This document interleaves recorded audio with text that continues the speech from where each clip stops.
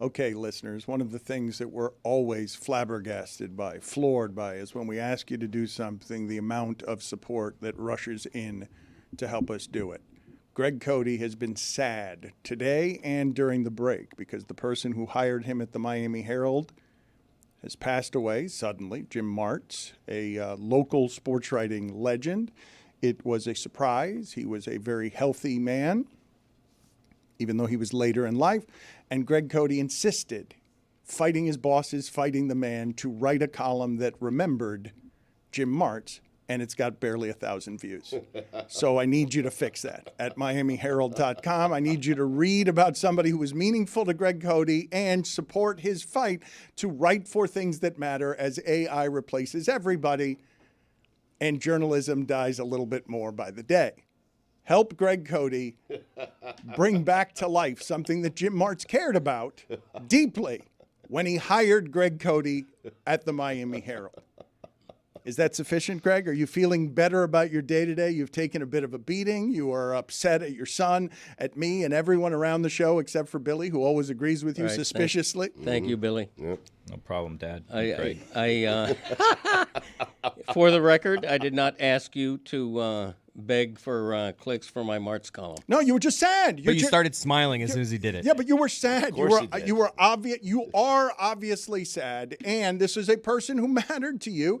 And grief is very difficult for a number of different reasons with people that you care about, Right. and you're hurting today. Wouldn't you be sad, though? He poured his heart and soul, his feelings into that column, and no one's reading it. Well, it's going to get fixed right now. All right. And it's not begging. It's just telling the listeners, if you want to learn more about Greg Cote's relationship with a mentor and somebody who helped usher him, bring him into journalism, you could do so at MiamiHerald.com. I just heard in the background paywall.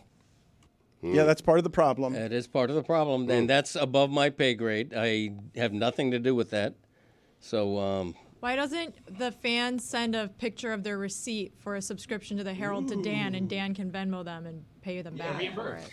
Yeah, we're not going to do that. That's a good idea. A truly terrible Does the idea. Herald have by gift you. articles, Greg? Do you Really know good how many idea. receipts Dan would get? About as many as I'm getting now. a really good idea. Sorry. About the same number as I'm getting now for Vegas and other things. I was told today by a muttering colleague, 30 people? We need to send 30 people to Vegas. It's too many. Yeah. I'm like, we do? All right. I think 26 is enough. 30 people to Vegas. Why? I don't have any idea. I mean, I would actively avoid that thing as if it were an allergy. Do we have a contingency plan in place in case the Dolphins are in the Super Bowl and they are going to be in Vegas that week, the same week as us? I can tell you my plan. I'm going to the game. There it is. Our plan is 60 people, if that happens. I'll be there if the Dolphins are in it. I will be there. I've seen plans that you're there with our crew. Are you aware? I'm not aware. No, I haven't been told. I've told you that. That kind of thing. I'm the last one to Okay, know. excellent work, Greg Cote. And really, why wouldn't you pay all the expenses to bring that kind of improv talent across the Exactly. country Thank you. so he could use his sayings and touch the people? Thank you very much. Touching the people got me in trouble back in the 70s. But seriously. No. What? I should have said the 80s. I was too young in the 70s. Yeah, that's the correction. That Yes, was that's the problem. correction. Really? Oh my That's why that the one problem missed. is Yeah, that was therapy it. couch. I should Get have said therapy The issue's couch. not the decade. Out Greg. of here. Okay. Out of here. Thank you, Stugotz. We covered that. Therapy couch. Just wanted to hammer home the Just point. kidding. You can't make a joke anymore. Jail. Well, we don't have, okay, jail. Go ahead and turn, please. Yes, go to the jail. Can we do that? Go to the penalty box. Wow. And video, get it ready. Get the jail ready right now. It's been upgraded. We were going to send, we were going to get him some counseling. We were going to try to be forgiving of someone who is slipping into delirium and cannot keep up with the times and thinks it's a good time to make a joke about touching people 50 If only years you would have ago. said the 80s. Does he get a call? Does he get one call from prison? Okay, if we've got a working microphone, Call his mentor, in Don Draper. His his mentor just passed away. You go to jail too. You get out of here too. Jesus Christ! I was making a Mad Men joke. Dad, I know, but we just were talking about was his in the penalty box. mentor is dying. Fred They're Mertz dead. just Rest in passed. peace. I didn't know. No, get out of here. John Hamm's still alive. Prison! I'd like to rest in peace. Really? With She was doing the crossword. With what you guys do to me on these days, it's too much to all of you. It can't be 70 rodeo clowns. I need a tether to something sane around here. I got you, Dan. I'm here, yeah. Yeah, I got you, Dan. God damn. I'm having fun today. Yeah, same here. We're here for you, Dana. Get me the sound, please, of before as you construct that jail hastily for Meadowlark Media on New Year's Eve, Stugotz. I believe the best televised experience is Anderson Cooper as you've never seen him. Now, I thought this had something to do for years with them drinking, Andy Cohen and Anderson Cooper drinking on New Year's Eve, but the last couple of years, they don't allow them to drink as part of what it is that CNN does on New Year's Eve. I agree with you. It's an entertaining show, highly entertaining show. 2 years ago, I believe it was 2 years ago, they got so hammered and CNN got so nervous about what was going to happen that they asked both of them to stop drinking on air if you want to do the New Year's show. So they haven't done it in 2 years. No, and then last year, everyone kind of complained. Like every guest they had on was like, oh, why aren't you guys drinking? So this year, they let them drink again. So they were back to having fun, a shot every hour.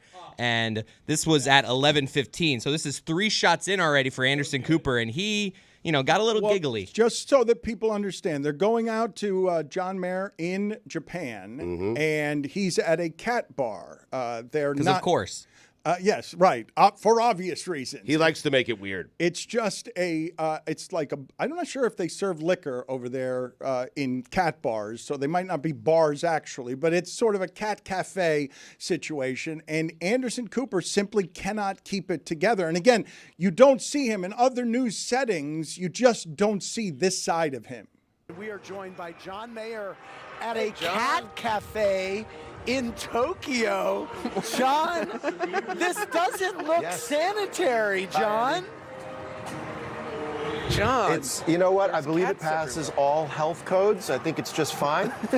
Yes, we are at a cat bar. It's called Cats in the Box in Tokyo, celebrating New Year's. We're already halfway through the first day of 2024. John.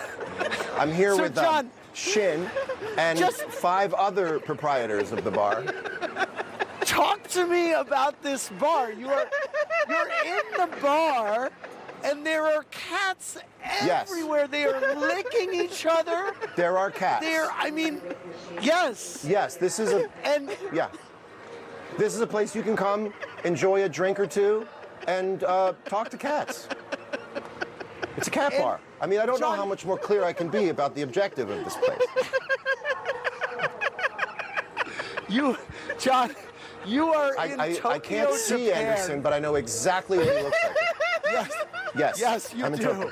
Yes, you do. He's gone. He's off with the fairies here. The shot of the cat's ass in your face is making him delirious. Yes, he is now. You have, John. Do you have catnip there or cat food that you're giving the cat? Well, Andy, I got to be honest with you. I thought these were solid treats. This seems to be a paste of some kind that you feed the cats directly from a tube. Well, so now, it turns John, out this is a gelatinous cat paste. I mean, John, I have to ask because do you know the name of that cat? Is there a possibility that we could play one of my favorite games called Name That Pussy? All right. Excellent dismount there. Stugotz, you were... it was on CNN. What's your point? Well, if it's good for CNN, we can play it. Stoved up. Look at Jessica laughing in jail. No one laughs in prison. Nobody's ever had more fun in jail. All right, so wait. So does Greg Cote indeed have a call? Does he have a working microphone from jail? I do, yes. And what are we going to do with that? Why do you have a working microphone? Were you making were you making one phone call to get out of jail? I already talked to my lawyer, but she refused to take the call. So we're stuck in here for a while. Classic wife joke. It is a nice cell. It really is. Don't you think it's a nice sell? It'd be nicer if you had socks on. It's true. I don't have socks. No! Who wears socks with deck shoes? Come on. Can't smell great. Who wears deck shoes in jail? Jessica, can you tell me how horrified you are by those feet? Oh, my God. there it Jessica, is.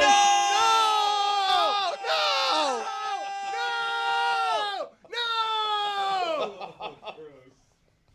They're normal feet. Don't worry about it. It's ridiculous. How come she just escaped from jail and I'm still stuck in here? What's going on? Unbelievable. It's crazy. But by the way, am I still on the air? Did you hear about ESPN had to apologize for, briefly showing a woman exposing her breasts on Bourbon Street after the bowl game?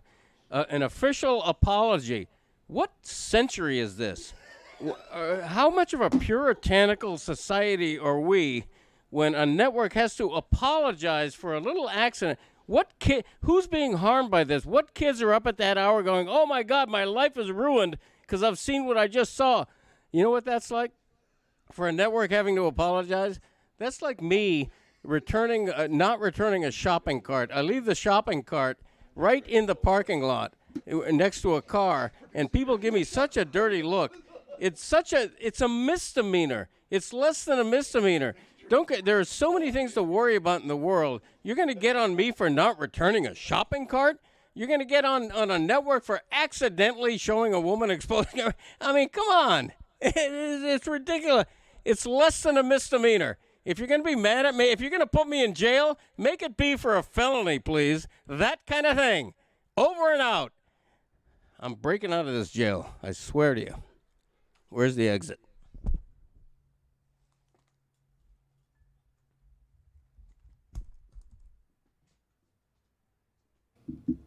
Stugotz, why were you so excited to show me what was just on your phone? A picture, I believe, of a very bald David Tepper. What was happening there that you just flashed that at me? I made the joke yesterday on the air, Tepper tantrum. And I feel like it deserved a better fate. You laughed at it, but no one else really did. Mike gave it a Hakeem Nicks laugh eventually, minutes later. And then I see it on Twitter just now, and CNBC used the same exact line as I did yesterday. How about that? Thieves, comedy thieves. Tepper tantrum is a good joke. I don't think our show can do better than the last 5 minutes.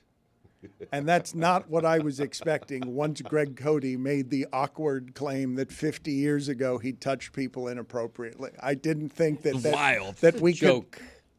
Isn't that obviously it's a joke? All right, well put. Yeah, no. Chris Berman made an appearance in the middle of that. That's a good point. But at the end of that segment, okay, Greg Cote was clearly and obviously on a super rare superhero heater. He had a strong opinion about Bourbon Street and boobs, and he gave you everything that he had and was so proud of himself that this is the end of the gymnastics routine where someone knows that they're going to get a 10 from the Olympic judges after 4 years of preparing for this moment. And look at what Greg Cote hit you with when he was at maximum confidence swagger. Over and out. So good, so good. That's right, CB radio talk among truckers. Over and out. 1040, Big Bear. What is that? Over and out. What is that? Over and out. What year was that used a lot? I know, but when people Over and out. when you are quoting from like Smokey and the Bandit Right. and the use of 1980 CB radio. Yeah, I used to be Over big. and out. I was big into CBs, and that's what we said. Nobody said goodbye. It's over and out. You know what else was over and out? What's that? That on ESPN. Over and I think out. that was a wardrobe malfunction. I don't think it didn't seem like she meant to flash. What shocked me was all these accounts reposting it without her consent, without blurring it on Thank social you. media. It was probably an accident. Well, you never know. Over and out. Either way, I stand by what I said. Whatever the hell it was I said. Your beef was more with ESPN feeling the need to apologize. Yeah, you don't need to apologize. Now that I reminded you. It's a misdemeanor, Me and We my- got it. We already got Over it. and out. You're not going to do better than you already did it. Thank you. We don't need to recover the ground. Nor would I. Over and out was first used during the French Revolution in 1837. Over and out. It was when people needed to communicate by primitive means. Over and out. That is correct. That is correct. Anything else that comes past this microphone, out was my punctuation. I need to explain to you that those are the ends of my thoughts. Over and out. The other saying that I still don't have a good explanation for that needs to become a T-shirt. Billy, do you have any theories here? Greg Cote's whole thing of you gotta learn, you gotta earn. I don't know what all that is, what it means. I don't know the origins of it. He's trying to make it popular again. Can someone get it right, will you? What is it? Please. I didn't say that on air. It's gotta want to learn, gotta want to earn. He keeps saying it sounds like gotta, but it's not gotta. No. It's guy don't wanna, right? Yeah. Guy don't wanna learn. Yeah, guy don't want to learn. Gotta want to earn. I heard gotta, so I was Gotta all wanna sorts of learn, confused. Gotta want to earn. This sounds like something one of your drunk friends just said at one point. It's correct. That is exactly right. Well, there's the origin. There it is. All right. I didn't know that. Fine. Yes. I'm glad we got an answer to that. Excellent. The great Larry Grimm. Thank you, Larry. Speaking of... Thank you, Reaper. Yeah. Thank you, Larry. Thank you. Hey, Speaking... what are you thanking me? Over and out. Larry Legend. What's Grimmy up to now, Greg? You know, Speaking of drunk friends, Jessica conquered bar trivia. And there are few better feelings than crushing a bar at You can stop there. nonsense information. It was the best night of my break by far. And it was Over and not out. only just bar trivia, it was in my hometown. I felt like the main character in a story coming back from the big city, wind whipping my hair, and I walk into the bar on a cold night and all the Christmas lights are on and we sit at the table and they say, "Do you want to do bar trivia?" And I said, "Yes, I do. Why not?" I had to convince my dad and Lehman to play with me, and we competed against 14 different teams. Wow. And when final trivia came along, we knew we were in third place, and we wagered all of our points on what's the largest Scandinavian country, and we knew it was Sweden. Wow. And we ended up tied for first place, and the final question to tiebreak to win the $30 gift card. This to is the overtime? Bar, this is overtime. Wow. Was a sports question. And it was a sports question about what year did the Denver Nuggets change their name from the Rockets. And I had absolutely no idea. But luckily, This sounds like a Lehman. because our team spanned generations, my dad and Lehman pinned it down to the decade. They said this was in the 70s. But guess what? The team that was tied with us, the guy at their table said, "I lived in Denver and in Houston. I know this one." no. So we were panicking. But they guessed wrong, and we won $30 to the bar. Wow. Nice. Congratulations. What year was it? I think it was 1974, and we guessed within like 4 years, and they were like 10 years off. So Now, when you do trivia at a bar, there are two types of people. There's, I'm going to get a lot of these questions right, and I'm going to try to answer a lot. And there's a person that just sits back and waits for their time to shine. I don't know a lot of answers, but I'm going to know the important one late in this game. That's me. You could have guessed that I'm not a big, but I'll get that one answer that no one else knows. In a big spot. Oh, yeah. in a big spot. Yeah. There's nothing better than that. the key is to have a diversity amongst your team and at least a couple aspects. Like A couple have- idiots. Well, You do. I meant more so like generationally, because one of the questions was about, like, Greg, you would have nailed this one. It was about like the New Year's Eve shows and who's hosted them and what locations and stuff like that. And Lehman and I were like, what? All we know is Andy Cohen and Anderson Cooper talking about John Mayer and a bar. But my dad knew, Dick Clark, they had a location in Dick LA. Clark. That's right. I would have never gotten that. No, I'd have gotten that. Do you think Ryan Seacrest is a little over it being called Dick Clark's Rockin' New Year's Eve? Put it on the poll, At what please. point does it become Ryan Seacrest's Never. New Year's Eve? Put it on the Never. poll, Juju, at LeBatard Show. Is Ryan Seacrest tired of it being Dick Clark's Rockin' New Year's Eve? It's like when college sports teams endow a position and then they have to announce like Marcus Freeman, the Dick Corbett Notre Dame head football coach every time because that guy paid for it. But it's kind of like the Super Bowl. At what point does the Lombardi Trophy become the Belichick Trophy? Huh? Something That's to a think good, about. That's Yeah. a good point. I feel like it's nothing like that. No, Also, that's an excellent analogy. I would like to also posit this. I won the neighborhood turkey trot last month, which I don't even think I ever announced that 5 on air. miles? It was, Killer month. Big was- year for you, yeah. It was a 5K, so Right. it was 3.1 miles. I won in my age group. I've now won trivia. I feel like I don't know what the third thing in the Suburban Triple Crown is, but I feel like I'm about to hit the Triple I'll Crown. tell you, you're not going to be able to because Greg Cote has already nominated himself commissioner of the holiday season. If that were still available to you, you could have the holy trinity of victories. But unfortunately, Greg Cote, I don't know what Might be this. available in a few years. I don't know. Whoa. What? Retiring? Yeah, like the president's president for 4 years. What are you thinking? The holiday season needs a commissioner. I think we all know that. I don't know if it needs one. No, Put it no, on the and poll, Juju. Does the holiday season need a commissioner? The holiday season, a lot of people think of the holiday season beginning with Halloween, going through Thanksgiving, and then through, Christmas and Hanukkah.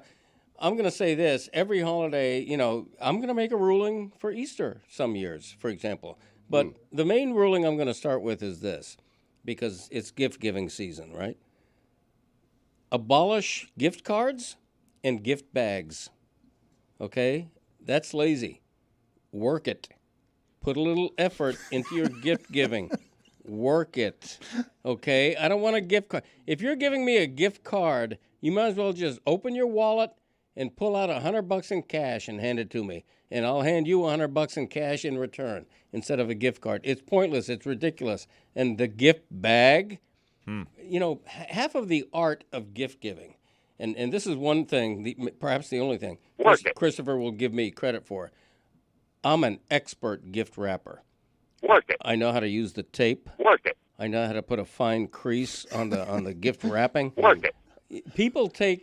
It takes 20 minutes to open one of my gifts. Work it. Because people can't get through the wrapping. Work it. People need like a knife or scissors to get through the wrapping because it's so tightly wrapped. It's a work of art.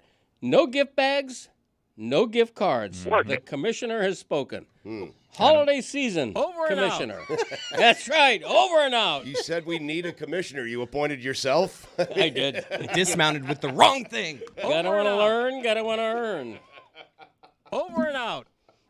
Greg Cote, you have brought it today. You have been very strong today. I eagerly tell the audience to support what you do by going to the Greg Cote Show featuring Greg Cote podcast and also going to MiamiHerald.com and reading his story about his late mentor, Jim Marts. Before we go any further, and I will tell the audience again, that if you want the more serious, hot-button topic of the day stuff that Aaron Rodgers has partaken in and Jason Whitlock has partaken in, we will get to that shortly with an assortment of people who are not the rodeo clowns that we have here. Smart people. Just people who want to talk about other things. Got it. And I'd like to discuss other things with them. But, Greg Cote, on your day, we have a featured segment for you that is back in my day. Do you have one of those today? Is it Tuesday? No, it's not, right? No, it's Wednesday. Yep. Come on, Dan. You know better than that. You tell them. Contractually. I mean, it's a Tuesday joint. You said that when we came back for the new year that you would have them ready because you've taken like several months off. He will every Tuesday. Right. Well, I didn't come back on Tuesday. Wasn't of my doing. I got a call from, one of your phalanx of executive producers, and they said, can you do it Wednesday instead of Tuesday? $5. I checked, and I could. And so that's why I'm here on a Wednesday. As a kid, I used to call it Wednesday. I didn't know how to do it. I did that too. Same. Yeah. Wednesday. Weird, it's almost genetic. Wednesday. Yeah. Do you do Connecticut too? I don't know what that means. How you spell Connecticut? Oh, Connecticut. You know how this is true, though. I learned to spell by doing it phonetically. I learned to spell Europe by going EU-ropey. I swear. That's why I became a good speller as a kid. I pronounced everything phonetically so it would learn me how to spell it. Did want to learn, did want to earn. Isn't it EU rope? I mean, it should have been EU rope, but I went EU ropey so that I knew it ended in an E. Okay. Yeah. I did. I swear. Chris Cote, do you have the sound, please, of Dan Campbell? I have not heard this. Is he arguing with local radio people? What's happening here with Dan Campbell? Because, again, I cannot get enough of making that violent sport where people eat up their bodies in pursuit of fame and glory and money about procedural errors made by the officials and the arbiters. What do we have here from Dan Campbell? Give me a setup. We have the host of this local show in Detroit kind of talking about that final play and his decision to just go for it no matter what. And he could sense that they wanted to be critical, so he kind of just says, hey, say what you really want to say here. And it gets a little uncomfortable. When you got the penalty and move it to Go ahead and say it. Say it. Both of you. What? Say what you want to say. I think from the 7, it's a low percentage play. I think your chances of winning are lower than if you kick the extra point. I would like you would say it to anybody else. I'm on the radio. Say it like you want to say it. Yeah. I thought it was a reckless decision. Thank you. But you don't regret it? No. Okay.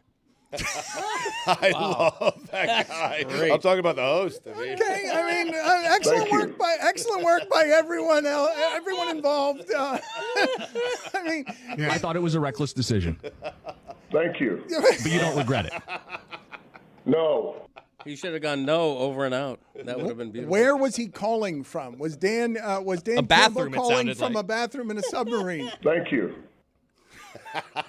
I think your chances of winning are lower than if you kick the extra point. I would like you would say it to anybody else. I'm on the radio. Say it like you want to say it. Yeah. I thought it was a reckless decision. Thank you. To me, he's in a bathtub. I've got him in a bathtub, just taking it on speaker. Getting a good soak. Billy, I don't know what's going on with you entirely because, as I've told the audience here for a while now, you are coming to the end of a magnificent, award-winning, and exhausting season of God Bless Football. Chasing your 2 kids around the house is plenty hard. Harder still is chasing Stugotz around the globe, trying to get completed God Bless Football so it could be an award-winning vehicle. Can you explain to me if all of this is why you want the return of Zoom school? Like, what is? Oh no, that's not related at all. Why do you want the return of Zoom schooling? Because I would think you'd want the kids out of the house, not around, so that you could get a moment to breathe that's not hiding in the bathroom. To be honest with you, I hadn't taken into account my own personal situation with my children and the fact that they would also be home, because that does change things. But the last couple of days, no one's been on the road because school is out. So nice. And you know what? We were talking about it at the office, and someone threw out there, you know what, I miss Zoom school. And I was like, this person is actually very right about this. Because here's the thing, right? Are kids actually interacting with each other? No, they're just texting each other and Zooming anyway. So why don't you just do that from home? No one wants to interact with humans anymore. It's not what people are doing. What is this, the 80s? Thank you. I would think Over and out. that one of the most important parts of schooling in general is young kids interacting. Yeah, but they're not doing that anymore. They don't do it, They're not Dad. doing it What are you anymore. talking They're about? not interacting They're not- anymore. Everybody's just texting each other and My daughters, FaceTiming they'll and have TikToking. and- Billy's right. They'll have 5 friends over. They're sitting on the couch together, and they're all on their phones. No one's saying a word to each other. Do it on Zoom. He's talking about at school. Yeah, at school. What do you Yeah. think they're doing at school? You don't think they're playing on their phones all day? You Get think out of here. kindergartners and first grades and second graders are playing on their phones? Yeah. Maybe in like high school they're doing that. But Right. come on, Billy. You're right. And Christopher, you and I Thank you, witnessed Greg. that. You had your daughter's 6th birthday party the other day, and I was there, and there were 10 girls who were all that same age. The interaction between them was magical to watch. They were hugging, they were dancing, they could not have been enjoying each other's company more, and that's what you miss. No, cut that out. What do you mean that's what they missed? They did that this way. Like, I'm not missing that. It No, happened. I'm saying if you have, not against homeschooling, but if you have homeschooling, if you have Zoom schooling, that's what the kids miss. Yeah. Are you agreeing or disagreeing with Billy? No, he's agreeing with me, I think. Here's the thing, though. I said what I said. That's exactly That's right. what I said it. Thank you, Greg. Over and out.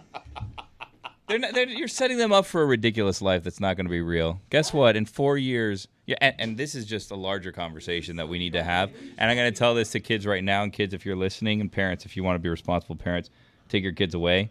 Here's the thing. 7th, 8th grade friendships, you're never going to talk to those people again, all right?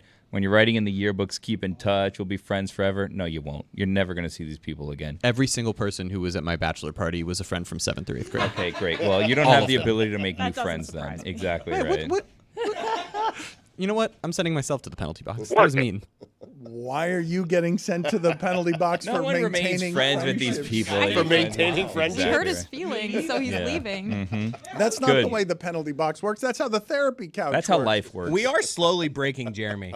6-7 months ago, one of the nicest people I've ever met. Yep. Something's changed with him. I think we've changed We're him. preparing him for life. We're hardening him for the realities of the real world. it's like And that's what you should be doing with these children. Keep them on Zoom, put them on the phones, because guess what? You're all friends and you're playing with humans when you're 4, 5 years old, 6 years old. In the real world, you're not going to talk to humans in real life. It's like when you have an older sibling who's like, I'm going to bully you to prepare you for other people bullying. Like, you'd rather me do it and toughen you up. I did that with my older sister. Constructive bullying. Thank you.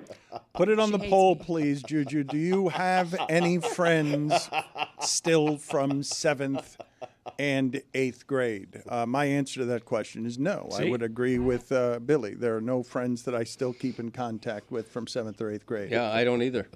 I do. Should I go to the penalty box? Well, I don't know why maintaining a friendship. You can't make new friends. It was a strange pivot by Billy to box Jeremy in with you have too many friendships that are old and dated and you've atrophied and you can't make new friends. You Well, also shouldn't have more than like 3 friends, if we're going to be honest. That's too many. So true. what? It's true. That is Okay, pretty well, true, since yeah. you put it that way. Over and out.